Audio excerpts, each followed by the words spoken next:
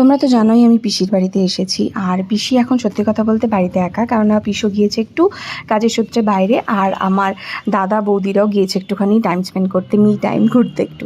তো সেই কারণে পিসি পুরো একা বলে বললো যে চলে আয় না একটুখানি, তাহলে একটুখানি সঙ্গও দেওয়া হয়ে যাবে। তো সেই জন্য দুইজনা মিলে পিসি ভাইজেতে যেরকম যেটা খেতে ইচ্ছা করছে একটু আদ্রু তাই খাচ্ছি।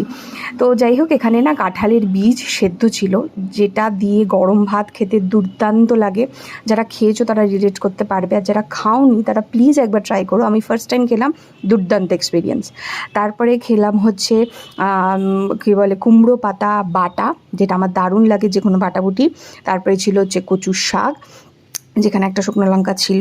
তারপরে ছিল হচ্ছে ডাল, এখানে কিন্তু ফার্স্টেই দেখেছো লেবু, দুটো লঙ্কা দিয়ে দিয়েছে, তারপরে গন্ধরাজ লেবু, আর হচ্ছে গন্ধরাজ লেবুটা দিয়ে ডালটা খেতে, এবং তার সাথে ছিল একটুখানি আলুর পকোড়া চপ টাইপের, আর ছিল শেষে ছিল এই যে ডিমের অমলেট দিয়ে একটা তরকারি। তো ওভারঅল আজকে দুপুরবেলার এই সিম্পল মেনুটা আমার কিন্তু বেশ ভালো লেগেছে। দুইজনে মিলে যেরকমভাবে হোক করে খাচ্ছি, আমার কিন্তু খুব ভালো লাগছে। তোমাদের মেনুটা কেমন লাগলো জানিও কিন্তু।